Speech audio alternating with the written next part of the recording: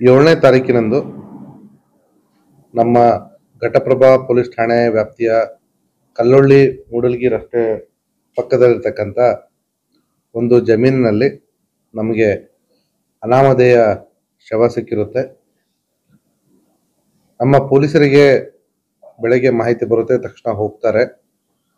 ಶವದ ಪರಿಸ್ಥಿತಿಯನ್ನು ಅವಲೋಕನೆ ಮಾಡಿದಾಗ ಈಗಾಗಲೇ ಕೊಲೆ ಆಗಿಬಿಟ್ಟು ಸುಮಾರು 5-6 ದಿವಸ ಆಗಿರುವಂಥದ್ದು ಕಂಡು ಬರುತ್ತೆ. ಜೊತೆಗೆ ದೇಹದ ಯಾವುದೇ ಭಾಗಗಳು ಗುರುತಿಸುವಂಥ ಸ್ಥಿತಿಯಲ್ಲಿ ಇರೋದಿಲ್ಲ. ಪೂರ್ತಿ ಕೊಳೆತು ಮ್ಯಾಗೋಟ್ಸ್ ಎಲ್ಲ ಆಗ್ಬಿಟ್ಟು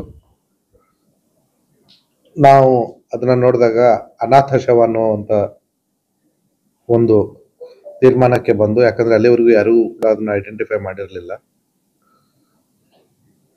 ಆ ರೀತಿ ಒಂದು ಅನಾಥ ಶವ, ಅನ್ಯಾಚುರಲ್ ಡೆತ್, ಅಸಹಜ ಸಾವು ಪ್ರಕರಣ ಅನ್ನೋಂಥ ಒಂದು ಪ್ರಕರಣ ದಾಖಲು ಮಾಡ್ಕೊಂಡ್ವಿ. ಪೋಸ್ಟ್ ಮಾರ್ಟಮ್ ಮಾಡಬೇಕಾದ್ರೆ ನಮಗೆ ವೈದ್ಯರು ಕೆಲವೊಂದು ವಿಚಾರದಲ್ಲಿ ಸಂಶಯನ ವ್ಯಕ್ತಪಡಿಸಿದ್ರು.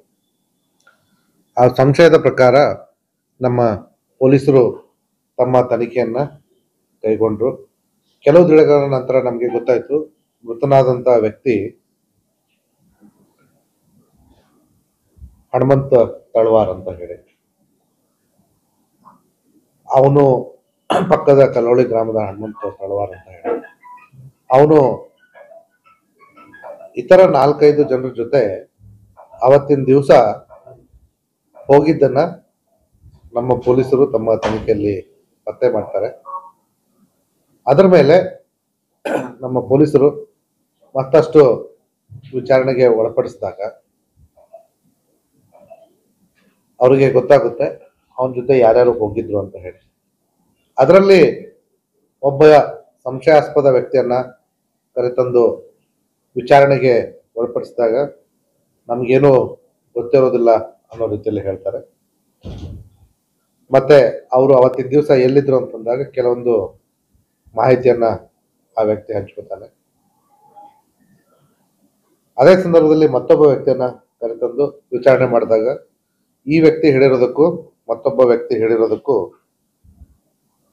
ಕೊಟ್ಟಿರುವ ಹೇಳಿಕೆಗೂ ವೈರುಧ್ಯಗಳು ಕಾಣಿಸ್ತವೆ. ಅದರ ಮೇಲೆ ಮತ್ತೆ ಹೆಚ್ಚಿನ ತನಿಖೆಯನ್ನು ನಮ್ಮ ಪೊಲೀಸರು ಕೈಗೊಂಡಾಗ ಆರೋಪಿಗಳು ಈ ಕೊಲೆಯ ಸಂಚಿನ ಕಥೆಯನ್ನ ಬಿಡಿಸಿಡ್ತಾರೆ. ಮೃತನಾದಂಥ ಹನುಮಂತ್ ತಳವಾರ್ನ ಸ್ವತಃ ಸಹೋದರ ಬಸಪ್ಪ ತಳವಾರ್ ಈ ಕೊಲೆಯ ಸಂಚಿನ ಮುಖ್ಯ ರೂವಾರಿ. ಅವನು ಮತ್ತೆ ಇತರ 3 ಜನ, ಸಚಿನ್, ಈರಪ್ಪ ಮತ್ತೆ ಬಾಪು ಶೇಖ್, ಇವರೆಲ್ಲರೂ ಸೇರ್ಕೊಂಡು ಇವನ ಕೊಲೆನ ಮಾಡಿರ್ತಾರೆ. ಕೊಲೆಗೆ ಮುಖ್ಯ ಕಾರಣ ಏನಪ್ಪಾ ಅಂತಂದ್ರೆ, ಇವನು ಬಸಪ್ಪ ತಳವಾರ್ ತನ್ನ ಅಣ್ಣನ ಹೆಸರಿನಲ್ಲಿ ತಾನೇ ಒಂದು ಜೀವ ವಿಮೆ ಪಾಲಿಸಿಯನ್ನ ಮಾಡಿಸಿರ್ತಾನೆ, 50 ಲಕ್ಷ ರೂಪಾಯಿದ್ದು. ಈ ಜೀವ ವಿಮೆ ಪಾಲಿಸಿ ಹೇಗೆ ಮಾಡೋದು ಅಂತಂದ್ರೆ, ಯಾರಿಗೆ ಕಮ್ಮಿ ವಯಸ್ಸಿರುತ್ತೋ ಅವರಿಗೆ ಪಾಲಿಸಿ ಮಾಡಿಸಿದ್ರೆ ಅದರದ್ದು ಪ್ರೀಮಿಯಂ ತುಂಬಾ ಕಮ್ಮಿ ಇರುತ್ತೆ.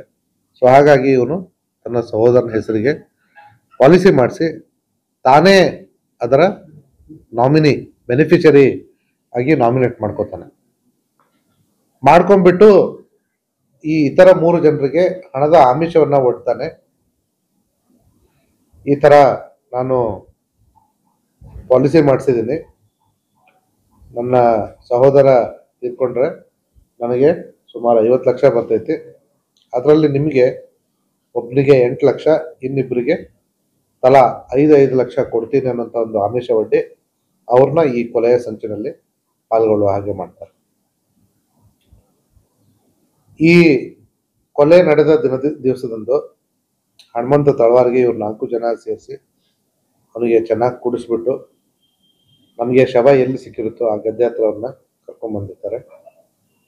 ಇಬ್ರು ಅವನ್ನ ಹಿಡ್ಕೊಂಡಿರ್ತಾರೆ, ಇನ್ನಿಬ್ರು ಅವನ ಮೇಲೆ ಮಾರಣಾಂತಿಕ ಹಲ್ಲೆಯನ್ನ ಮಾಡ್ತಾರೆ ರಾಡ್ನಿಂದ. ತದನಂತರ ಅಲ್ಲಿ ಅವನು ಸತ್ ಮೇಲೆ ಅಲ್ಲೇ ಸ್ವಲ್ಪ ಗದ್ದೆ ಒಳಗಡೆ ಹಾಕ್ಬಿಟ್ಟು ಪೊಲೀಸರಿಗೆ ದಾರಿ ತಪ್ಪಿಸುವ ನಿಟ್ಟಿನಲ್ಲಿ ಅವನ ಶವದ ಪಕ್ಕ ಈ ಕೆಲವೊಂದಿಷ್ಟು ಶ್ರೀಗಂಧ ಮರದ ತುಂಡುಗಳನ್ನ ಅಲ್ಲಿ ಇಟ್ಟು ಹೋಗಿರ್ತಾರೆ. ಸೊ ನಮ್ಮ ಪೊಲೀಸರು ಕೂಡ ಪ್ರಾರಂಭದಲ್ಲಿ ಇದು ಶ್ರೀಗಂಧ ಮರದ ತುಂಡಿನ ಕಳುವಿನ ಪ್ರಕರಣ, ಅವನು ಬಹುಶಃ ತಗೊಂಡು ಹೋಗ್ಬೇಕಾದ್ರೆ ಒಂದು ಹೃದಯಾಘಾತ ಆಗಿರ್ಬೋದು ಅಥವಾ ಇನ್ನಿತರ ಜೊತೆ ಹಂಚೋ ವಿಚಾರದಲ್ಲಿ ಗಲಾಟೆ ಆಗಿರ್ಬೋದು ಅನ್ನೋಂಥ ಒಂದು ಸಂಶಯದಿಂದ ಪ್ರಕರಣವನ್ನ ನಾವು ಅಸಹಜ ಸಾವು ಪ್ರಕರಣ ಅಂತ ನಾವು ಕೈಗೆತ್ಕೊಂಡಿದ್ವಿ. ಆದರೆ ನಮ್ಮ ಗೋಕಾಕ್ DSP ಮತ್ತೆ ಅವರ ತಂಡ, ವಿಶೇಷವಾಗಿ ಘಟಪ್ರಭಾ ಇನ್ಸ್ಪೆಕ್ಟರು ಮತ್ತೆ ಅವ್ರ ತಂಡದವರು ಈ ಒಂದು ಅಸಹಜ ಸಾವು ಪ್ರಕರಣವನ್ನ ಖುಲಾಸೆ ಮಾಡುವಲ್ಲಿ ಒಳ್ಳೆ ಕೆಲಸ ಮಾಡಿದರೆ ಅವರಿಗೆ ಅಭಿನಂದನೆಗಳು. Thank you.